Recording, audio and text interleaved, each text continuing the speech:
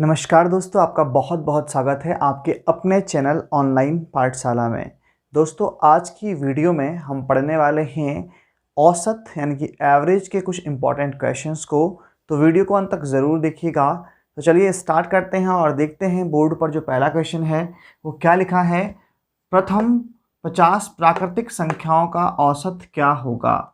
तो हम जानते थे, इससे पिछली वीडियो में हमने प्राकृतिक संख्याओं के बारे में पढ़ा था कि वे प्राकृतिक संख्याएं होती क्या हैं। तो हमने बोला था नेचुरल नंबर्स वे नंबर्स होती हैं जो हमेशा 1 से स्टार्ट होती हैं। तो पहली जो प्राकृतिक संख्याएं होंगी वे कौन सी होंगी, वे होंगी 1 से लेकर के आपका 50 तक।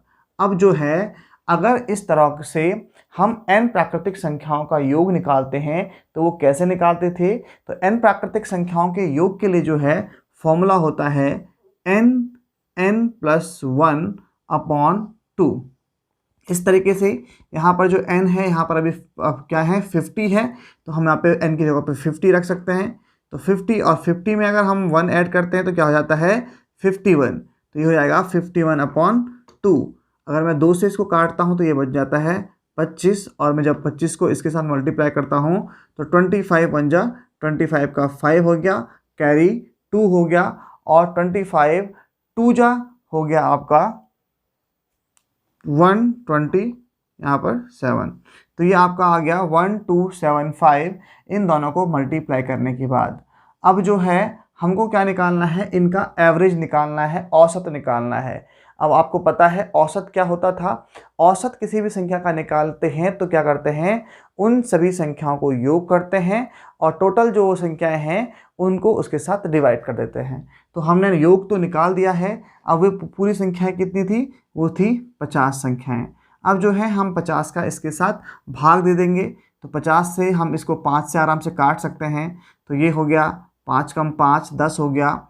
ये हो गया 5 दूने 10, 5 पंजे 25 और 5 पंजे 25। तो आपके पास बच गया 25 और 5/10। तो यहाँ पर ये है 10। यहाँ पर अगर एक ज़ीरो है तो मैं इस ज़ीरो से क्या कर सकता हूँ, यहाँ पर इस ज़ीरो से इसको काट करके इसको बना सकता हूँ 25.5। तो इस तरीके से जो प्रथम 50 संख्याएं हैं उनका जो औसत है वो हो जाता है 25.5। बढ़ते हैं नेक्स्ट क्वेश्चन की तरफ। नेक्स्ट क्वेश्चन आप देख सकते हैं क्या है। 100 तक की सभी सम प्राकृतिक संख्याओं का औसत क्या होगा। 100 तक की सभी सम प्राकृतिक संख्याओं का औसत। हम जानते हैं 100 तक कौन कौन सी प्राकृतिक संख्याएं होती हैं। अगर हम बात करेंगे तो सम संख्याओं की यहाँ पर बात की जा रही है, तो 2 हो सकता है, 4 हो सकता है, 6 हो सकता है। इसी तरीके से हम 100 तक बात करेंगे, क्योंकि 100 भी एक क्या है, सम संख्या है, तो हम 100 तक बात करेंगे। अब क्योंकि ये आपको दिख रहा है कि ये एक समांतर श्रेणी की तरह है, एक एपी की तरह है, एक अर्थमेटिकल प्रोग्रेशन की तरह है, तो यहाँ पर ये 2 जो है वो हो जाता है ए, और इसका जो डी है वो हम कैसे निकालते हैं, हम 4 में से 2 को माइनस कर देते हैं, तो ये बन जाएगा 2। तो यहाँ पर इनके बीच में जो डिफरेंस है वो भी है 2 का, और जो इसका लास्ट जो टर्म है ए एन, अंतिम पद जो है वो है 100। तो इस तरीके से हम यहाँ पर ए एन के फॉर्मूले से एन का वैल्यू निकाल देंगे। तो ए एन बराबर होता है a plus n minus 1 into d. यहाँ पर मैं ए डी और ए एन का वैल्यू रखता हूँ। तो ये हो गया 100 is equals to 2 plus n minus 1 into d, और डी का वैल्यू भी है 2। जब मैं इसको सॉल्व करता हूँ तो आप आराम से इसको निकाल सकते हैं। तो 100 में से मैं 2 को माइनस करूँगा तो आएगा मेरे पास 98 आया, और इधर मेरे पास है n-1 अपॉन इंटू 2। तो ये 2 जो है इधर डिवाइड में चला जाएगा। 2 से मैं इसको भाग दूंगा तो 2 चौके हो गया 8 और 2 नंबे हो गया 18, तो ये हो गया 49। अब ये बचा 49 इज इक्वल्स टू n-1। तो मैं अगर n बराबर करूँगा तो क्या हो जाएगा, -1 इधर जाएगा, 49 प्लस 1, तो n बराबर हो गया 50। यानी कि कुल जो कितने पद हैं वहाँ पर जो है 50 पद हैं, जिनको हमको क्या करना है, उनका औसत निकालना है। 100 तक की सारे के सारे जो 50 अंक हैं उनको हमको उनका औसत निकालना है। अब जो है इन पदों का जो योग होता है, n पदों का योग कैसे निकालते हैं, n पदों का योग निकालते हैं, फॉर्मूला होता है Sn is equals to n/2 a plus an। ये एक फॉर्मूला होता है। इसके अलावा फॉर्मूला ये भी होता है Sn बराबर n/2 a plus n-1 into D. ये भी हम जानते हैं, लेकिन इस अभी हमको क्योंकि a की वैल्यू भी पता है, an की वैल्यू भी पता है और n की वैल्यू भी पता है, तो हम डायरेक्टली इस फॉर्मूले को लगा सकते हैं। an को कभी कभी l भी लिखा जा सकता है, आपको कंफ्यूज होने की ज़रूरत नहीं है। अब जो है हमको S50 निकालना है, क्योंकि हमको 50 पदों तक निकालना है। तो S50 बराबर कितना होगा, तो S50 बराबर हो जाएगा 50/2, ये हो जाएगा 25, और a का वैल्यू है 2 प्लस an का वैल्यू कितना है, an का वैल्यू था 100, तो ये हो गया 102, 25 गुणा 102। अब जो है ये इस तरह का, ये यहाँ पे मल्टीप्लाई आ गया है। तो देखिए हम मल्टीप्लाई से लेकर, जो मल्टीप्लाई से संबंधित यहाँ पर, क्योंकि ये मल्टीप्लाई है, अगर मैं इसको करता हूँ तो थोड़ा बहुत टाइम लग जाता है, तो इससे रिलेटेड मैं कुछ शॉर्ट ट्रिक्स आपके लिए लाऊंगा जल्दी ही, जिसमें कि बहुत सारे बड़े बड़े से और छोटे छोटे से जो मल्टीप्लाइज हैं उनके लिए बहुत ही ईजी शॉर्ट ट्रिक्स मैं आपके लिए जल्दी ही लेकर आऊँगा। तो फिलहाल अभी जो है इसको बिना शॉर्ट ट्रिक के इसको सॉल्व कीजिए।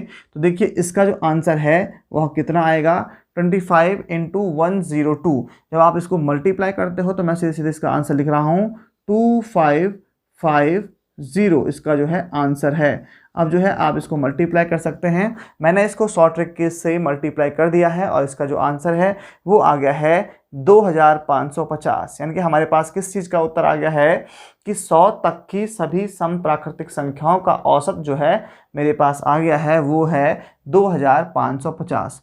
तो आशा है आपने इस चीज़ को नोट कर लिया होगा। अब मैं जो है इसको इरेज करने जा रहा हूँ, आप स्क्रीनशॉट इसका ले सकते हैं, तो आप इसका स्क्रीनशॉट ले लीजिए।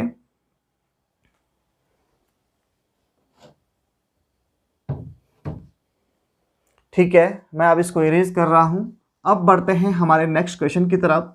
नेक्स्ट क्वेश्चन को आप पढ़िएगा। नेक्स्ट क्वेश्चन क्या लिखा हुआ है, एक व्यक्ति द्वारा A से B तक जो है मोटरसाइकिल में 65 किलोमीटर प्रति घंटे की रफ्तार से जो है यहाँ पर औसत गति से वह चलता है, और फिर B से A तक वापस आता है 60 किलोमीटर की गति से। यानी कि स्पीड जो उसकी बाइक की जो स्पीड है वो कितनी है, 60 किलोमीटर प्रति घंटा वापस आते टाइम। यानी कि वो A जो है वो अपना घर है, घर से वो अपने ऑफिस की तरफ जो है कैसे चलता है, 65 किलोमीटर पर आवर की एवरेज स्पीड से चलता है। ठीक है, और वो जो है वापस आता है फिर घर की तरफ, और घर आते टाइम वो थोड़ा स्पीड को कम कर लेता है, और इस टाइम जो है वो आता है 60 किलोमीटर पर आवर की एवरेज स्पीड से। अब हमको क्या निकालना है, हमको निकालना है कि इसकी पूरी यात्रा के दौरान जो है इसकी स्पीड कितनी थी। तो इसके लिए जो है एक सिंपल सा फॉर्मूला होता है 2xy upon x plus Y.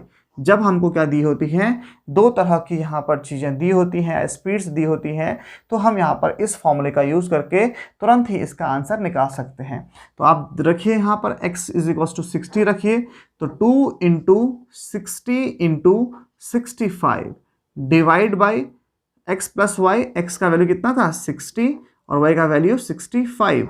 इन दोनों को आप सॉल्व कर दीजिए। तो यहाँ पर जो है ये हो जाएगा 2 × 60 × 65 अपॉन, इन दोनों को ऐड कर दीजिए, 5 और 6 6 12, ये हो गया 125। अब जो है आप इसको आराम से सॉल्व कर सकते हैं। तो इनको काटेंगे हम, तो जैसे 5 से काटेंगे तो 5 से क्या हो जाएगा, 5 दूने 10 और 5 पंजे 25, ये 5 से कटेगा, 5 कम 5 और 5 तिया 15। ठीक है, फिर हम इसको यहाँ पर 5 से काट सकते हैं, 5 पंजे 25 हो गया, और ये 5 कम 5 और फिर हो गया 10, 5 दूने 10। ठीक है, अभी जो है ये 5 से नहीं कट रहा है, तो हम पहले इसको मल्टीप्लाई कर देते हैं। तो 12 × 2 कितना हो गया, 24 हो गया, और 24 × 13 कितना हो जाता है, 24 × 13 हम यहाँ पे देख लेंगे, तो 36 का 6 कैरी 3, ये हो गया 156 × 2/5। तो जब हम इसको मल्टीप्लाई, इसको डिवाइड इसके साथ कर देंगे, तो 5 3 जो हो गया 15, आपके पास बचा 6, 5 1 जा 5, तो ये आ गया 31। फिर हम पॉइंट लगा देंगे तो वो हो जाएगा कितना 10, तो 5 2 जा 10। अब इन दोनों को मल्टीप्लाई कर देंगे तो 2 2 जा हो गया 4, 2 1 जा हो गया 2 और 2 3 जा हो गया 6। तो 62.4 है वो थी उसकी एवरेज स्पीड, यानी कि किलोमीटर पर आवर। तो जब वो अपने घर से अपने ऑफिस और अपने ऑफिस से घर गया तो टोटल जो उसकी एवरेज स्पीड थी वो थी 62.4 किलोमीटर पर आवर। तो इस तरीके से जो है हमने यहाँ पर इसको सॉल्व कर लिया है। अब इसके बाद बढ़ते हैं नेक्स्ट क्वेश्चन की तरफ। नेक्स्ट क्वेश्चन है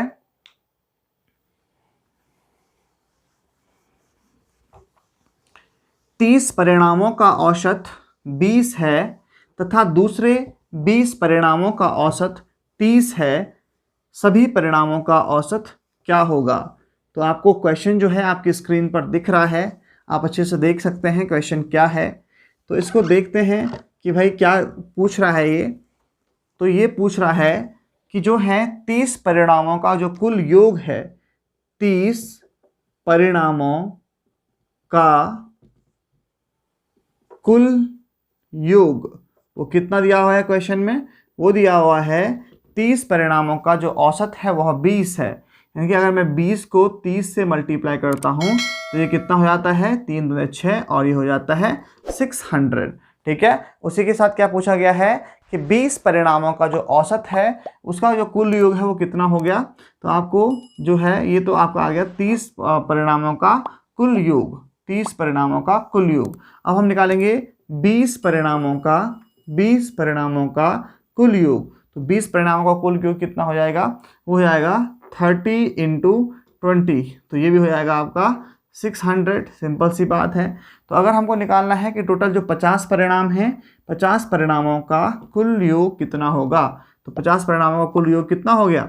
यहाँ पर 0 0 और 6 12, तो 1200 हो गया 50 परिणामों का कुल योग। ठीक है ना। तो अब जो है हमको क्योंकि इसका औसत निकालना है तो हम इसको क्या कर देंगे 50 से डिवाइड कर देंगे। 0 से 0 कैंसिल हुआ, 5 दूने 10 हो गया और यहाँ पर बचा 20, तो 5 चौके हो गया 20, तो 24 जो है इसका आ गया औसत। ठीक है। क्वेश्चन नंबर 5 को देखते हैं। तो क्वेश्चन नंबर 5 क्या है? प्रथम अभाज्य संख्याओं का औसत ज्ञात कीजिए। अभाज्य संख्याएं हमने पिछली वीडियो में पढ़ी थी। अभाज्य संख्याएं वे संख्या होती हैं जो सिर्फ क्या होते हैं, जिसके सिर्फ 2 गुणनखंड होते हैं, या फिर ये कह सकते हैं कि उसके खुद के अलावा और 0 के अलावा कोई भी क्या नहीं होता है, फैक्टर नहीं होता है। तो अभाज्य संख्याओं में जो सबसे छोटी अभाज्य संख्या थी वो थी 2, उसके बाद 3, 5, 7, 11, 13, 19, 23, 27। तो टोटल कितनी हो गई? 1 2 3 4 5 6 7 8 9। तो 9 जो है अभाज्य संख्याएं उनका हमको औसत निकालना है। तो 9 अभाज्य संख्याएं हैं, इनका औसत निकालेंगे। तो हमने को औसत में हमने क्या पढ़ा था कि कुल अंकों का योग बटे कुल परिणाम। तो कुल परिणाम कितने हैं? ये 9 परिणाम हैं। हम इनको जोड़ देंगे, तो यहाँ पर जोड़ेंगे तो 7 और 3 10 का 0, कैरी 1, 2 2 4 और 1 5, ये हो गया 50। और इसी तरीके से इसको पूरा ऐड करते जाएंगे तो इसका जो पूरा सम है आप देखेंगे वो होता है 100। तो 100 को जब हम 9 से डिवाइड करेंगे तो इसका जो आंसर आएगा वो कितना आएगा? 9 कम 9 हो गया, 1 बचा, 9 कम 9 हो गया। और फिर इसी तरीके से दशमलव में यहाँ पर 1 शेष बचता है, तो मैं इसको लिख सकता हूँ 11 सही 1/9। तो ये जो है प्रथम 9 अभाज्य संख्याओं का औसत है। तो दोस्तों औसत से जो है इस प्रकार से जो है क्वेश्चंस पूछे जाते हैं। इसमें जो है वो हमारा परीक्षण भी कर रहे हैं कि हमको क्या अभाज्य संख्याओं का पता है, क्या हमको पता है कि प्राकृतिक संख्याएं कहाँ से शुरू होती हैं। तो अगर आपको अभी भी इनमें कन्फ्यूज़न है तो हमने इससे रिलेटेड एक वीडियो जो है अपने चैनल पर प्रोवाइड करवाया था। तो आप जो है प्लेलिस्ट में जा कर के उस वीडियो को देख करके अपने कन्फ्यूज़न्स को क्लियर कर सकते हैं। और मैं इस जो वो वीडियो है उसका लिंक डिस्क्रिप्शन में दे दूंगा, आप वहाँ से भी उस वीडियो को देख सकते हैं। तो दोस्तों हमने कुछ क्वेश्चंस जो हैं आज औसत से रिलेटेड कंप्लीट किए। इसके अलावा भी हम और भी क्वेश्चंस जो हैं जो एग्जाम्स में पूछे गए हैं या पूछे जाएंगे औसत से संबंधित, उनको हम डिस्कस करेंगे नेक्स्ट वीडियोज़ में। तो दोस्तों आज की वीडियो में सिर्फ इतना ही। खुश रहिए, मेहनत करते रहिए और अपना ख्याल रखिए। वीडियो देखने के लिए आपका बहुत बहुत शुक्रिया।